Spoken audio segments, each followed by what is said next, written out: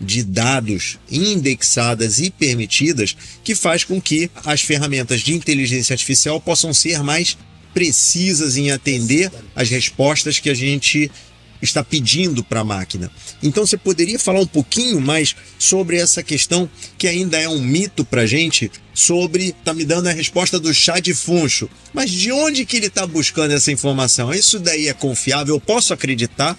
Ou ainda é uma coisa que depende, que a gente ainda precisa evoluir um pouco mais para saber de onde está sendo buscada toda essa fonte de informação que abastece esse repositório de dados, de onde essa inteligência artificial vai buscar esse conhecimento? Os modelos de dado, hoje em dia, a gente precisa ser bem, são super sofisticados, mas são uma grande caixa preta.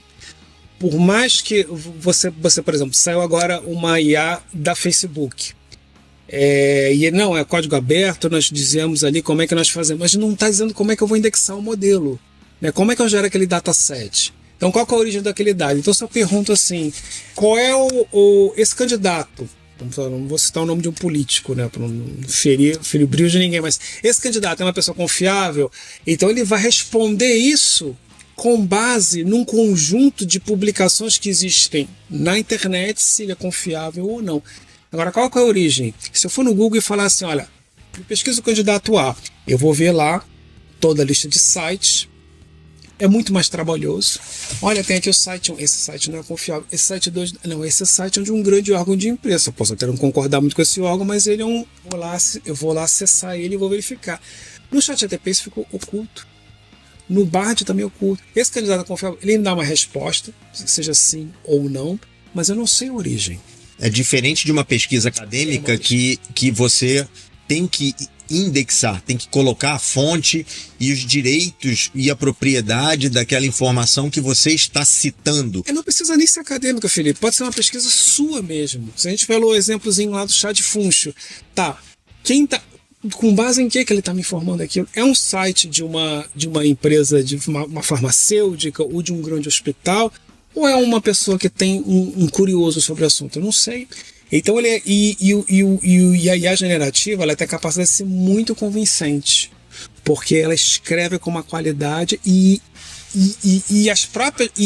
segue uma lógica muito boa para a nova geração. Porque acontece, em vez de eu pesquisar candidato A, ou se um determinado produto é bom ou ruim, é muito melhor pesquisar numa IA generativa do que no Google. No Google eu tenho 10 respostas. Olha que coisa chata. Muito melhor ter uma resposta ali na veia.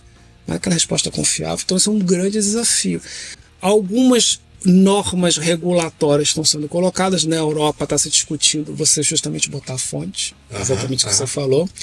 A fonte é um órgão de imprensa, é um blog, ou o que quer que seja, para você abrir essa caixa preta. Porque hoje, esses grandes datasets são uma caixa preta. Ou seja, por enquanto, a ideia é aprender a usar, mas ter muitas ressalvas e muito cuidado com a aplicação, sem ter o critério para estar utilizando essa informação de uma maneira onde não existe uma análise, não existe uma busca sobre a origem desses dados. Você até tocou num ponto perfeito. Um dos grandes mitos da IA generativa é tudo que a IA me gera de resposta é verdadeiro. Não. Quem garante que aquilo é verdadeiro? Você precisa confirmar aquilo. Você precisa verificar a fonte. Você precisa fazer a conta pensando que isso, por um usuário comum, e aí voltando para o nosso público 50 a mais, né? Você tem que ter uma... Isso é cansativo. É cansativo você verificar se aquilo é certo. É muito melhor, toma aquilo como verdade e segue em frente. Então você tem um poder que a gente está alimentando e um poder computacional altamente convincente que realmente, se não for usado com critério pelo outro lado, e tem grandes vantagens, tá? A gente está vendo aqui um lado problemático, mas tem milhões de aplicações para medicina, enfim, para pesquisa acadêmica, que são incríveis. São incríveis. Eu estou imaginando que para determinadas aplicações, sejam elas mais comerciais do ponto de vista científico, acadêmico, do ponto de vista de medicina, que também é um dos pontos que tem evoluído bastante, existe uma base de dados de hospitais, de bases de pesquisa que são confiáveis, que aí sim, nesses casos, pode-se aferir uma resposta, uma qualidade de dados muito boa. Mas, por enquanto usuários, enquanto consumidores, pessoas físicas, a gente deve trabalhar com uma certa resistência em termos de confiabilidade, deve checar 2 vezes, mas isso não impediria ou deveria dar medo a qualquer um para começar a utilizar a ferramenta. Não, eu acho que eu sou super a favor de que as pessoas se utilizem, testem, errem, mas não levem aquilo como sendo a verdade absoluta. Não entrem no mito de que a inteligência artificial ela traz uma resposta instantânea e absoluta sobre todos os problemas da vida. Não é. Ela é uma ferramenta para ser utilizada, poderosíssima, mas ela precisa ser verificada. A gente pode dizer, então, que a inteligência artificial seria como um jovem, um adolescente que ainda está precisando de uma mentoria muito grande de profissionais sêniores para poder desenvolver o seu máximo potencial? Sim, eu acho que sim. Eu acho que a qualidade do uso, né, aquela máxima que a gente está conversando da universidade, né?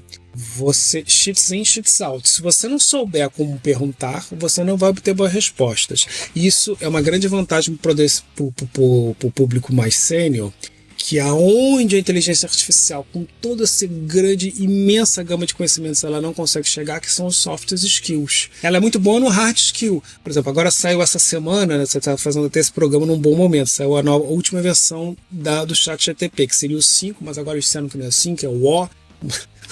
Subverteram a ordem, okay. Pularam do 4 para o O. E os grandes testes que estão sendo feitos, eu estava vendo até antes da gente se reunir aqui, as pessoas estão assim, olha, o ChatGPT versão 4 resolvia o SAT, que é aquele teste de matemática conhecido nos Estados Unidos, né, feito pelo pessoal como termina, tirava a nota 50 ou 40, agora está tirando nota 85 no SAT, fantástico. Mas até que ponto você ser um melhor aluno de matemática, que é o ChatGPT, essa nova versão, essa 5ª versão do ChatGPT, o torna uma pessoa com maior sensibilidade para entender as dinâmicas da vida, as dinâmicas do ser humano, as dinâmicas relacionais. Então aí eu acho que o sênior entra com uma grande vantagem. Que depende de um conhecimento, de uma habilidade de perceber o outro, de perceber o ambiente, de ter mais conhecimentos que não são meramente pelo lado lógico e racional, mas tem um lado ainda muito grande de um conhecimento, de uma vivência, de uma experiência adquirida ao longo de tempos que a máquina ainda não tem. Exato. Ou pelo menos não existe dados ainda catalogados que deem essa habilidade para a máquina. Ainda é uma vantagem do ser humano isso daí. É uma vantagem do ser humano. A máquina depende da gente, ela não vai fazer nada sozinha. Por enquanto não, né? Você precisa dar uma entrada de dados, e uma entrada de dados com qualidade, né? E quanto mais dados você faz nessa tua estruturação da sua pergunta, às vezes você pode fazer uma pergunta, eu mesmo na minha pesquisa acadêmica fazia isso.